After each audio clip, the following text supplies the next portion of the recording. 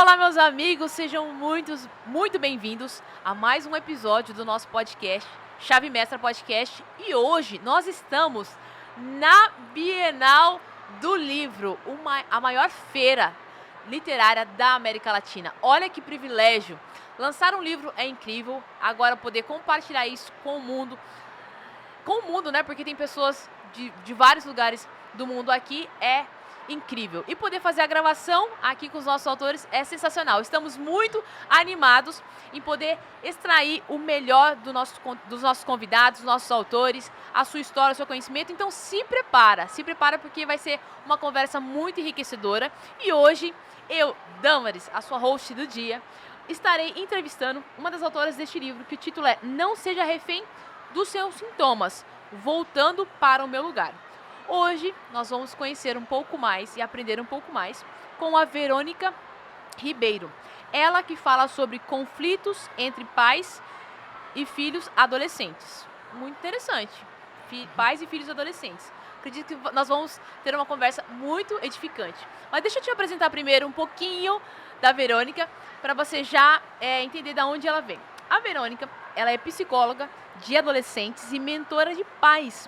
Ela é pós-graduada em terapia cognitivo-comportamental da infância e adolescência, neuropsicóloga, especialista em parenting coaching e formada em educação emocional positiva, com mais de 20 anos de experiência, dedicando a sua vida a transformar a vida de adolescentes e famílias. Eu já fiquei aqui muito interessada em saber, porque você colocou aqui embaixo, né? Apaixonada pelo universo da adolescência. Eu quero saber de onde que vem essa paixão, da onde que surgiu esse desejo, mas não conta ainda não. Primeiro, quero te agradecer. Muito obrigada pela sua presença neste livro e por você estar aqui hoje. Eu que agradeço a oportunidade de estar falando desse assunto que é apaixonante para mim. Perfeito.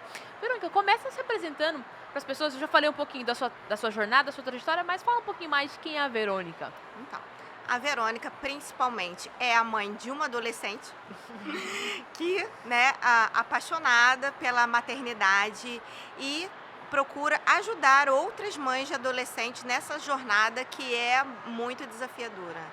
E a minha experiência, como você falou, eu tenho 24 anos de formada em psicologia e, basicamente, hoje em dia eu atuo atendendo clinicamente adolescentes e orientando mães de adolescentes, e continuo sempre me especializando e querendo colocar uma sementinha de transformação nessas famílias que tanto precisam de apoio e de ajuda.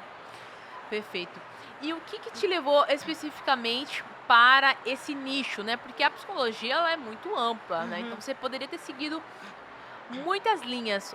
Por que você definiu ali para adolescentes e mentorear pais de adolescentes? Primeiramente, foi até a história do capítulo, que eu contei, que eu me deparei quando eu estava me formando em psicologia, assim, falavam-se, adolescentes problemáticos, bagunceiros, indisciplinados. E aí eu saí com aquilo na mente, da faculdade. Eu falei assim, aí eu tinha pavor de atender adolescente. Pavor. Olha! Eu falei, não, que eles são encrenqueiros, enfim, ficava com isso na cabeça. Quando eu comecei a montar o consultório, eu tive uma paciente que ela não tinha amigos, era isolada, ela se machucava, tinha um relacionamento péssimo com a mãe. E aí eu fiquei assim, falei, cara, não é isso que eu aprendi na faculdade. Era um universo completamente. A menina realmente era adoecida, com um caso de depressão fortíssimo. E aí aquilo me chamou a atenção. Eu falei assim, cara, esse universo aqui eu não estou conhecendo, eu não estou identificando. E aí passei a estudar, porque nessa época eu atendia só criança do consultório. Paralelamente, na época, eu trabalhava no Instituto do Cérebro do Rio de Janeiro. O meu setor era de neuropsicologia. E estava começando a montar o consultório e com as crianças e tal. Aí veio essa paciente. Trabalhei com ela, tal. Depois veio uma outra. E aí começou a vir esses adolescentes com esse perfil. E paralelamente, nessa mesma que estavam surgindo, a minha filha foi crescendo também. E aí eu fui começando a parar de atender as crianças à medida que a minha filha crescia. Porque eu fui me interessando pela idade dela, o desenvolvimento dela, e atuando com os adolescentes. Aí chegou uma hora que eu falei assim, cara, não quero mais, isso aqui me apaixona. E o outro sentido também foi porque eu vi que esses adolescentes estavam muito adoecidos. Cada vez mais casos de bullying, cyberbullying, eles vítimas de violência, adoecidos mentalmente. E eu não via que tinha assim, pessoas, muitos psicólogos atendendo isso, porque era assim, infância e adolescência. Foi até na época que eu comecei a fazer a pós-graduação de infância e adolescência, mas eu fiz mais com foco em atender adolescente. Aí eu falei assim, eu não quero mais atender criança, eu vou ficar só com adolescência, e assim estou até hoje.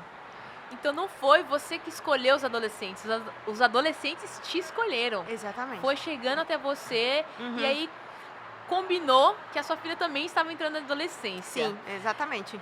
Não sei se você pode compartilhar, mas assim, o fato de você já ter atendido facilitou a sua relação para que a filha não entrasse no que é o clichê que os adolescentes entram, né?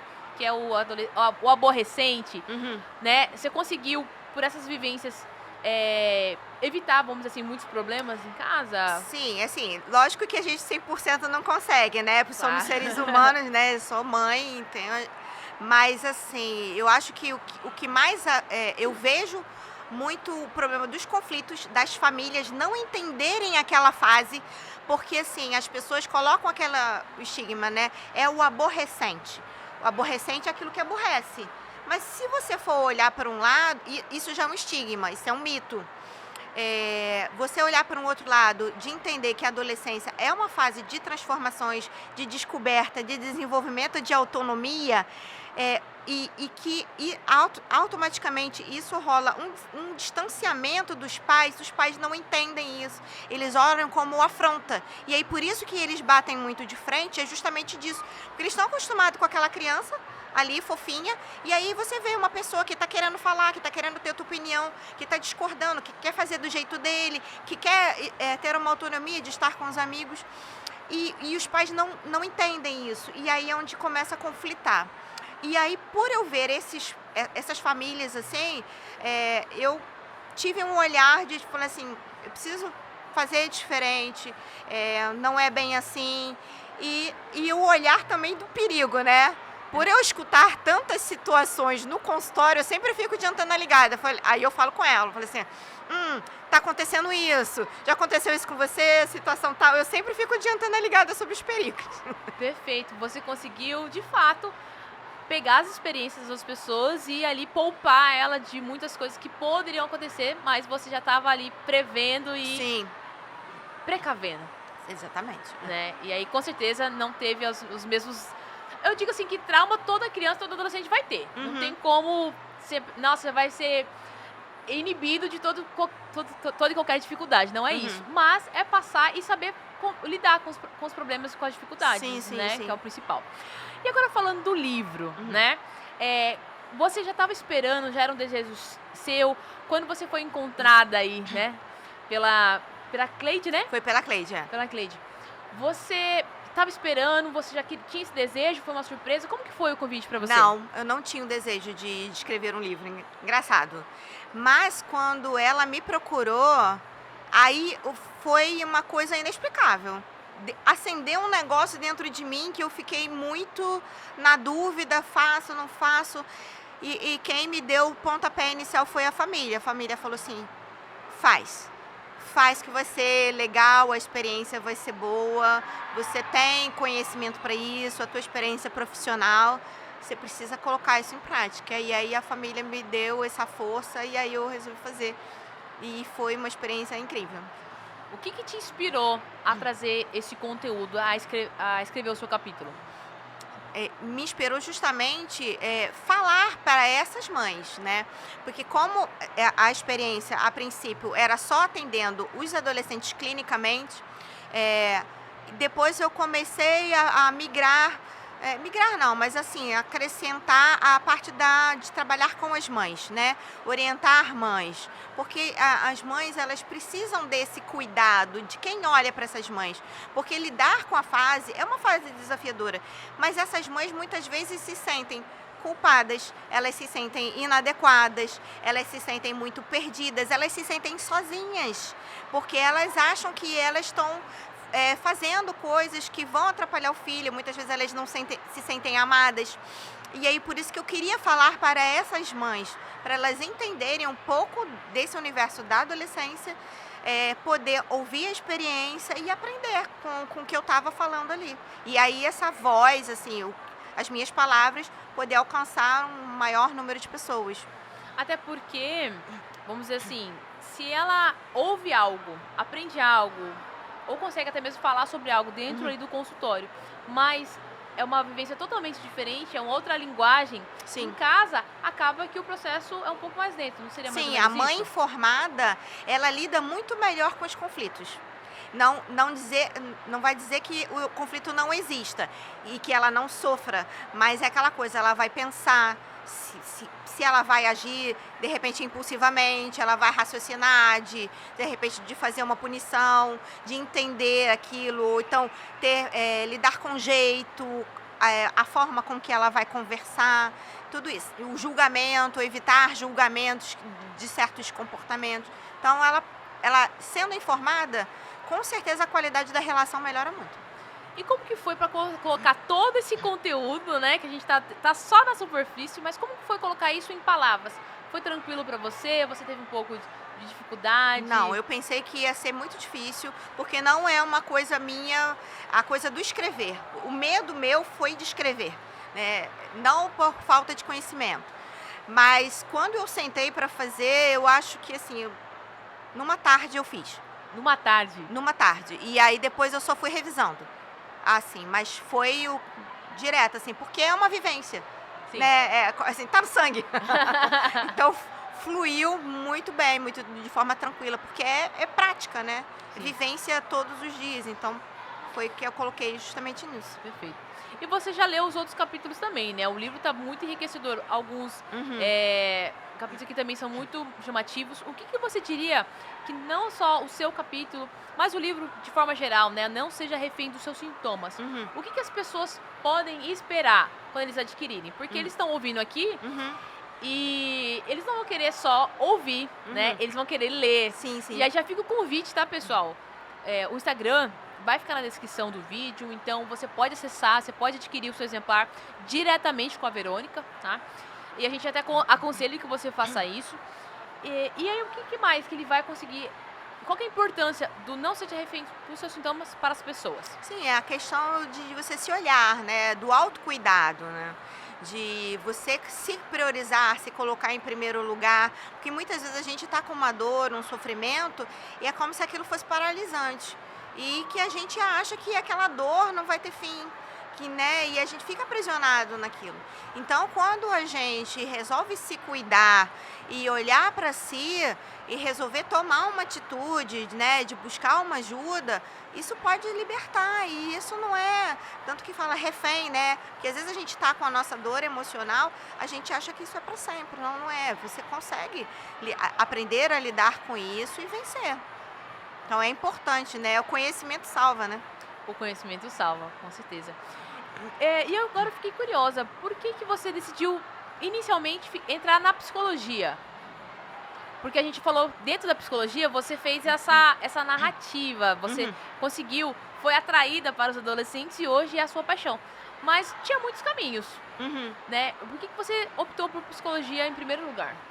Não, quando eu fiz magistério, quando era adolescente, né, na época que tinha no ensino médio, e eu tive uma cadeira de psicologia, matéria de psicologia, e eu gostava das aulas. E eu era sócia de biblioteca, né? Hoje em dia ninguém mais é sócio de biblioteca, né? Eu pegava livros da biblioteca e eu pegava livro de psicologia. Eu cansava de pegar livro de psicologia, eu lia Marta Suplicy, Eduardo Mascarenhas, que eram os tops dos psicólogos na época que eles tinham programas de televisão. Programas tipo assim, Encontro, que tinha os psicólogos, eu assistia, eu adorava assistir os debates. E aí, e isso eu fui lembrar disso assim, um pouco tempo, porque, quer dizer, eu já vivenciava a psicologia na minha adolescência, né? Mas só quando eu falei assim, não, preciso fazer a escolha profissional, e aí eu falei assim, é isso. Eu gosto de entender o desenvolvimento humano, né? Eu gosto de falar com pessoas, e eu era aquela amiguinha que dava conselho também, né? Todo mundo te procurava. Tô com uma dúvida aqui, Verônica, me ajuda. É verdade, desabafava. Então você é uma psicóloga natural, você nasceu pra isso. Eu acredito que sim. Eu acho que a psicologia me escolheu, não foi eu escolhi a psicologia me escolheu. E você tem mais irmãos? Você só você que seguiu por essa área ou todo mundo? Não, só eu que segui por essa área. Só eu. A minha irmã faz nutrição, meu irmão trabalha em empresa, então só eu. Não é uma coisa de casa, então? Não, é uma casa de casa. Parece que vai ser uma coisa de casa. Porque a filha já está dizendo que vai fazer psicologia. Ai, que legal. Então agora você está iniciando uma nova tradição. Eu não sei, vamos ver. Possivelmente. Mas você falou isso, mas tem uma coisa interessante. Na família não foi. Mas eu já tenho pacientes que viraram psicóloga. Olha. Já tenho uma paciente que já é psicóloga formada, inclusive já é famosa. Uhum. E outros que estão cursando, algumas que estão cursando psicologia. E como que fica o coração aí da Prisci? Cheio de orgulho. Muito cheio de orgulho, é muito legal, Perfeito. O que você acredita que hoje é o maior erro dos pais, tratando com os seus filhos adolescentes? Eu acho que é procurar não entender a fase da adolescência. Porque eu vejo como se esse mito, né, do aborrecente, né, de difícil, é uma fase difícil. Mas por quê? Porque se eles entendessem que é uma fase desafiadora, porque assim, a adolescência ela é um período de transição. A infância é aquela coisa ali fofinha, tá. Mas o adolescente, ele precisa se afastar dos pais para ele aprender a se virar sozinho. Então, quando ele desafia, quando ele questiona, quando às vezes ele tem interesse pelos amigos e se distancia desses pais, é porque quando ele for adulto, ele precisa se virar sozinho. E é isso que às vezes eles não startam. Essa coisa de ser desafiador ou mais isolado é uma preparação para ele virar um adulto. Só que isso dói. É uma sensação de perda. Sim. É uma sensação de perda e muitas vezes eles não sabem lidar com isso e aí se perdem nessa situação. Eu diria, e agora pensando até mesmo na minha própria vida, eu tive que passar por essa jornada de autoconhecimento. O adolescente, a criança, ela é o que o pai está falando que ele é. E então ele não é mais criança, então já não tem mais alguém ali falando tudo que ele precisa ser, fazer, ele precisa começar a tomar suas próprias decisões, mas ele ainda não é adulto, então ele não tem maturidade ainda para tomar as melhores decisões. Sim.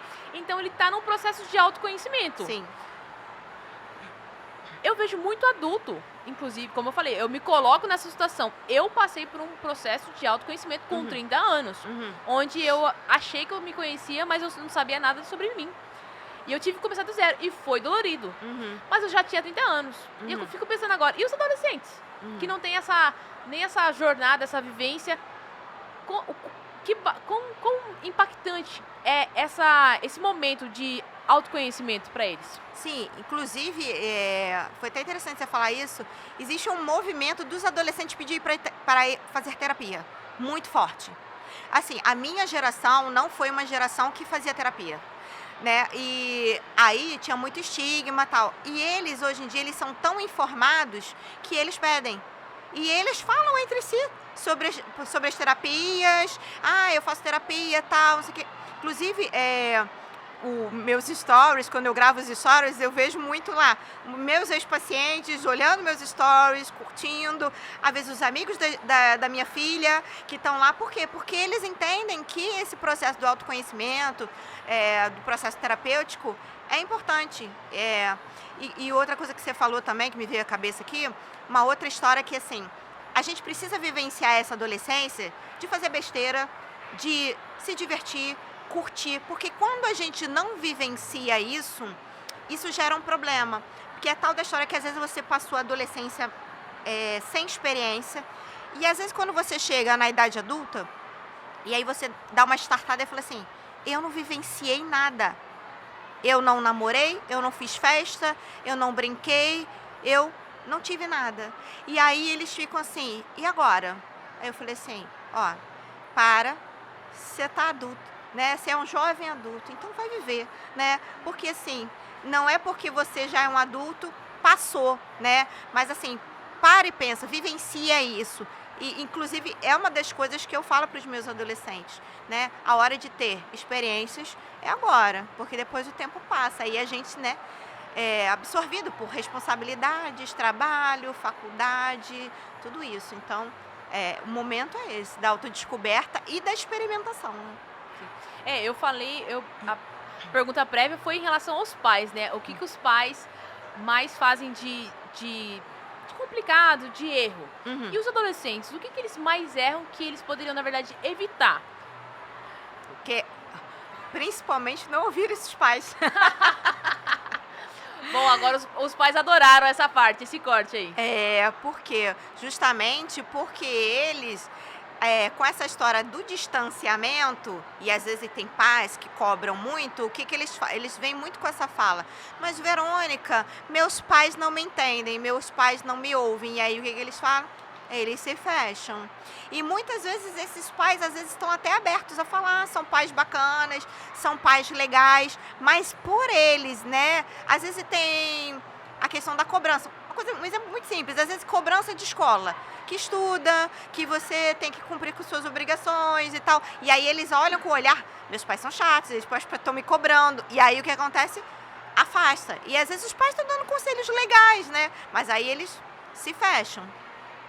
Da onde você acha... Eu tô lembrando agora da minha adolescência. Eu sempre ouvi que a gente tinha que se separar, que os pais... Agora eu não sei aonde que foi, não sei se foi em filmes, em seriados, ou se foi com os próprios colegas. Mas que não tinha esse negócio de os pais serem amigos dos filhos, né? Na verdade, os pais não sabem nada e os filhos sabem de tudo. Da onde que nasceu isso? Você tem noção? Você consegue falar o porquê que tem esse distanciamento no sentido... Você deu um exemplo, né? Eles não estão me ouvindo, às vezes parece que eles não estão abertos, mas parece que o adolescente já chega, assim como o adulto chega que o adolescente é um aborrecente, eu vejo que tem esse momento um pouco geral, essa fala, essa crença, pronto, essa é a palavra que eu queria usar, essa crença de que eu também não posso ser amigo do meu pai. O meu pai, eu tenho que ficar distante, parece que é uma coisa que é meio que implantada. Você tem essa impressão? Sim. Qual é o seu olhar em relação a isso? Sim, tem muitos adolescentes que vêm com isso pronto, meio na cabeça. Tudo é chato. Tudo que os pais falam é chato. Você não sabe de nada. Ele não respeita o que eu falo. E aí rola esse conflito, né? Por isso que o livro fala justamente dos conflitos de pais e adolescentes por conta disso, né? Às vezes o adolescente já vem com uma ideia preconcebida disso, né? E aí o que acontece? Nosso papel como pais é tentar desconstruir isso, né? Às vezes, por exemplo, eles acham que o pai do amigo é mais legal do que o dele. Sim, nossa, muito. Muito isso, né? Tem muito disso. Não, eu tô lembrando aqui da minha adolescência. Tipo assim, os pais... E olha que meus pais são incríveis, mas hoje eu reconheço isso. Mas na época eu falava assim, meu pai não sabe de nada. Tipo assim, e hoje... as primeiras pessoas que eu corro pra conselho é eles. Mas quando eu era adolescente, não, meu pai não sabe de nada. Tipo, eu entrava pelo ouvido e saia pelo outro. E eu tô tentando puxar o porquê disso. É porque você acha que a cobrança, também cobrança, né? Porque vamos pensar, educar é cobrar. E aí o que acontece? O que um pai de adolescente fala? Vai estudar, arruma o seu quarto, guarde suas coisas, larga esse celular, tem hora pra dormir. Então a gente tem que dar limite. E tudo que o adolescente não quer é limite, né? E aí, então, vamos pensar. Eu sempre falo isso, né? Pais bons são pais chatos, né? Porque a gente tem que ensinar, a gente tem que dar regras. E eles, tudo que eles não querem eles querem fazer do jeito deles. Então, vamos pensar. Essa chatice que os meus pais estão, eles ficam me perturbando. E aí isso, né, que faz eles acharem que os pais são chatos. E aí quando a gente, parece que vira uma chave, quando a gente fica adulto, toda aquela chatice que eles viram dos pais, eles passam a valorizar. Inclusive eu lembro claramente que eu passei a valorizar muito mais a minha mãe depois quando eu fiquei adulta. Eu falo isso com ela, né? Eu também. Mas é isso, né? Maturidade a gente entende, né? Que foi importante essas chatices do cotidiano que são os limites para a pessoa ser uma pessoa responsável. E tem essa distinção de percepção em relação dentre os filhos, né? Porque, por exemplo, você me fez lembrar agora de que eu apanhei do meu pai quando era criança. Criança, adolescente não, mas criança. Mas eu não consigo lembrar com dor. Eu lembro de uma situação que ele falou, não faça isso, eu fiz, e levei ali umas cintadinhas. Então, na minha cabeça, eu sou grata pelas correções que eu tive.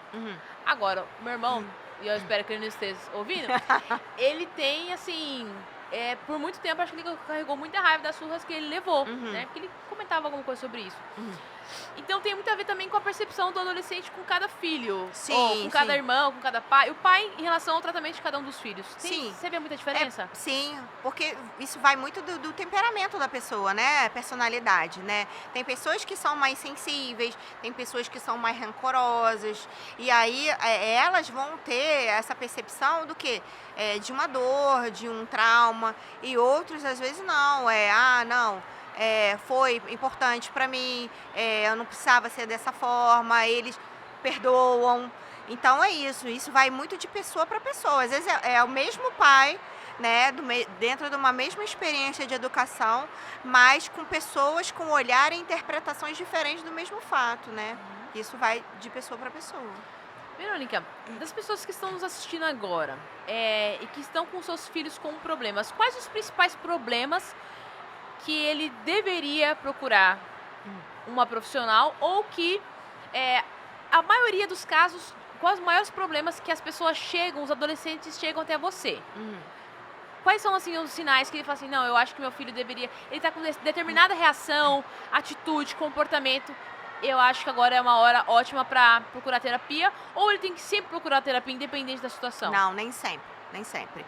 Prioritariamente, quando você percebe que ele tem um padrão de comportamento e que depois ele muda muito bruscamente. Por exemplo, aquele adolescente que de repente ele era um bom aluno e aí ele piora muito as notas escolares. Ele era sociável e aí ele fica isolado. Ele gostava muito de sair e aí ele para de sair. Porque assim, adolescente não gostar de sair é uma coisa, né? Mas às vezes depois ele sai, enfim. Outra questão também, o ficar no quarto. O ficar no quarto é normal, por isso que eu estou colocando entre aspas, porque ele pode ficar, mas ele só fica lá, ele está sempre de porta fechada, ele não interage mais com a família, aquele adolescente que conversava com a família e ele passa, não, porque ele pode realmente estar adoecido, né? Ele pode estar entrando num processo depressivo, num processo de autocobrança, e aí a gente também pode estar pensando Hoje em dia tem a questão da rede social que influencia muito. Ele pode estar num comportamento nocivo, né, sendo influenciado. Então, tudo isso, assim, se eu puder falar assim, mudanças muito bruscas em notas, em comportamento, mudança de humor, agressividade também intensa. Era uma pessoa dócil e aí começa a ficar muito agressivo. Ele tinha amigos. Ele abandonou os amigos dele, também tem isso. Ele era sociável, aí ele já não liga mais. As coisas que ele gostava de fazer, ele deixa de fazer também. Também é um marcador importante. Então, pais, você que está nos assistindo e consegue perceber algum desses comportamentos dos seus filhos, não espere ficar mais grave. Procure ajuda, procure ali um especialista na área para conseguir já sanar e reverter o caso antes que se agrave, porque tem uma tendência a escalar. Sim. Quanto mais cedo você busca ajuda, melhor é. Até mesmo porque quando os sintomas vêm, no caso assim, se for no caso de uma doença mental, um transtorno de ansiedade, uma depressão, eles veem os sintomas, quando eles vêm em infância e adolescência, eles vêm muito mais forte do que quando é na idade adulta. Então ele vem arrebentando. E aí o que acontece? É um nível de sofrimento emocional muito forte. E aí então, quanto mais cedo você buscar ajuda, melhor é, porque muitas vezes, às vezes a gente tem que buscar até ajuda psiquiátrica para entrar com medicação, porque os sintomas são avassaladores. Então, e aí por isso que é bom procurar o atendimento psicológico para o psicólogo justamente entender, não, isso aqui vai ser só terapia, você precisa de um encaminhamento médico. Para conseguir ajudar essa pessoa e trabalhar os sintomas cada vez mais cedo, porque quanto mais tarde passa, pior fica.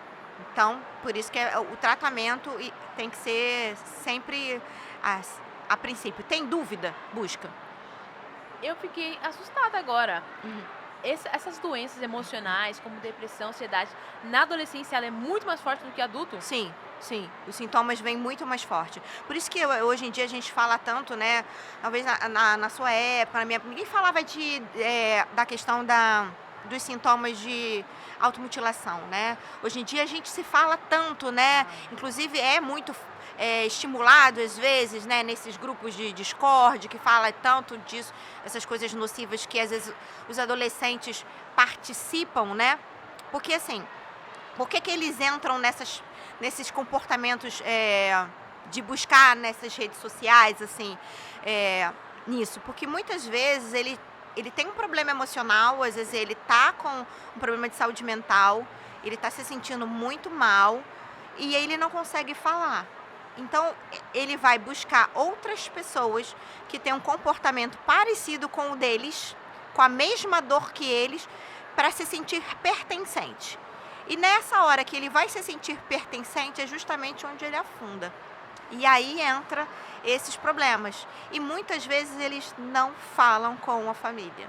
Aí que mora o perigo. Às vezes vai falar depois que já está passando muito tempo. Sim. Né? Eu já tive casos de pacientes que demoraram muito para buscar ajuda. Mas já estão no limite, já não se aguentam mais. Mas existe muito. Inclusive, é um fenômeno, assim, depois da pandemia, os casos de depressão e ansiedade no adolescente, eles aumentaram muito. Inclusive, de suicídio também. Aumentou muito. É uma triste realidade.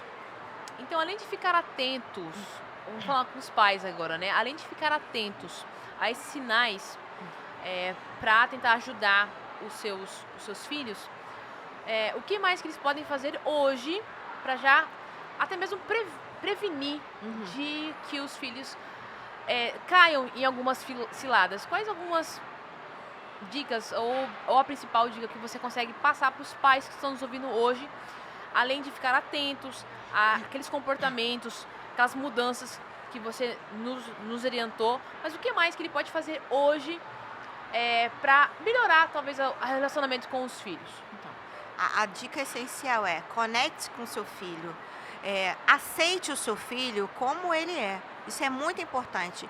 A base familiar, ela salva.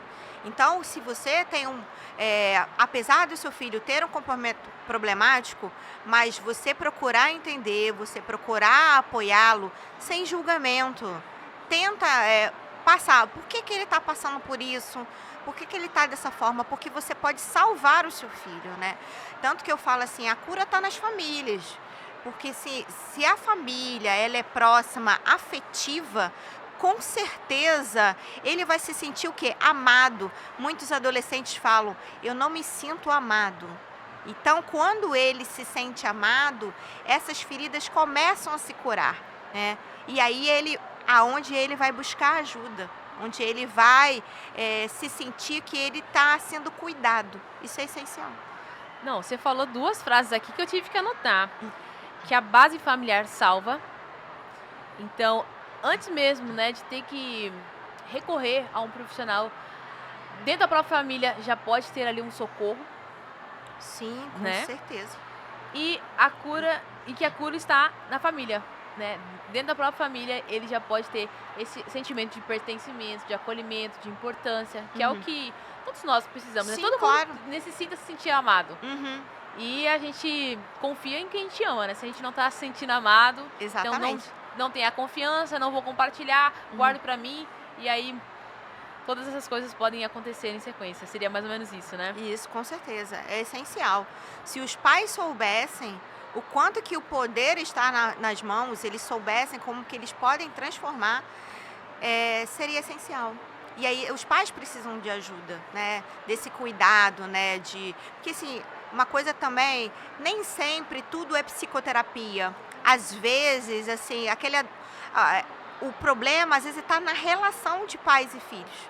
E às vezes até pais serem orientados, por isso que tem o trabalho da mentoria, da orientação parental, para a gente cuidar desses pais, da orientação para esses pais, que aí poderia justamente ajudar nesse processo, né? E aí não necessariamente precisar passar pela psicoterapia, né? Ali com orientações bem feitas, com certeza já poderia ajudar. Conta um pouquinho para nós em relação ao tempo. Uhum. Tanto do seu trabalho com os adolescentes, né? Quanto tempo você consegue ter mudanças ali significativas, né? E a mentoria é ao mesmo tempo dos atendimentos, é um tempo um pouco menor? Como que é em relação ao tempo e até mesmo o tipo de atendimento? O atendimento da mentoria também é uma vez por semana? Como que funciona? É diferente. A psicoterapia, ela não tem tempo, né? Mas assim, se eu for olhar para um geral, assim, pela experiência, geralmente o que eu vejo em adolescentes em torno de 1 ano, por aí, nessa média por aí. Mas não é uma ciência exata, né, psicologia, então assim, não tem como metrificar isso. Mas assim, a mentoria, elas são encontros pontuais, né? Por quê? Os pais passam os casos e ali vai ser ouvida a história que aquela família está demandando, vai ser criado todo um planejamento personalizado para aquela demanda que aquela família está necessitando. E ali é feito um acompanhamento, geralmente em 4 sessões, e para ela, aí eu faço gente, faltou a palavra. As chamadas ao vivo com os pais para orientar eles, e tem um acompanhamento também via WhatsApp para eles estarem passando como é que fica, como é que eles estão colocando as técnicas em prática, tudo isso. Poxa, que legal, bom saber, porque às vezes o pessoal fala que é uma mentoria, aí fala assim, são 6 meses, 3 meses, e às vezes são coisas pontuais. Pontuais, é. Bom, perfeito. Então, olha só, você que precisa melhorar os relacionamentos com os seus filhos, principalmente com os seus adolescentes, você quer uma ajuda, tudo que você precisa é ali, às vezes, 1, 2 encontros, né, específico para a sua vivência, para a sua realidade. Então, nós vamos deixar, como eu falei aqui, o Instagram da Verônica na descrição do vídeo, e você pode tanto adquirir esse livro, que vai ajudar muito você como pessoa, você na sua família, você no seu trabalho, você como um ser humano. Esse livro vai te ajudar para você não ser refém dos seus sintomas, mas também se você precisar de um atendimento personalizado, com certeza a Verônica está aqui disponível para poder ajudar e cumprir a missão dela, que é ajudar famílias, pais e adolescentes. É isso mesmo, né, Verônica? É isso mesmo, com certeza. E nós já estamos encaminhando aqui para o fechamento desse encontro maravilhoso, que foi muito enriquecedor. Eu queria que você deixasse um último recado. Pode ser tanto para os pais, se você quiser deixar essa chave, né, que a gente chama chave de fechamento, essa chave que você vai entregar, esse código. Pode ser tanto para os pais, para os adolescentes ou para os dois. Tá? Queria que você olhasse para a câmera e você desse esse recadinho. O que as pessoas não podem sair daqui sem saber? Então, a chave é a conexão. É muito importante, tanto para filhos quanto para pais. Entenda que isso, famílias que se conectam, que se aceitam, né, que se ajudam, elas trabalham muito bem juntos, né? Lidar com a diferença, aceitar as pessoas sem julgar, isso vai salvar o seu filho, isso vai salvar o relacionamento. Então, sempre lembrem disso. A conexão emocional é o que salva. A conexão emocional é a que salva. Verônica, gratidão por esse tempo. Foi Obrigada. Muito bom aprender um pouco mais, desmistificar, né, os aborrecentes e ver que, de fato, nós podemos e devemos ajudar, né, mais do que julgar. Então, muito obrigada, foi muito importante essa sua contribuição. Obrigada, eu que agradeço a oportunidade. Um prazer. E muito obrigada a você que esteve conosco até agora, nos assistindo. Espero que você tenha feito várias anotações. Coloque aqui nos comentários os seus principais insights e nós nos vemos no próximo episódio. Tchau, tchau!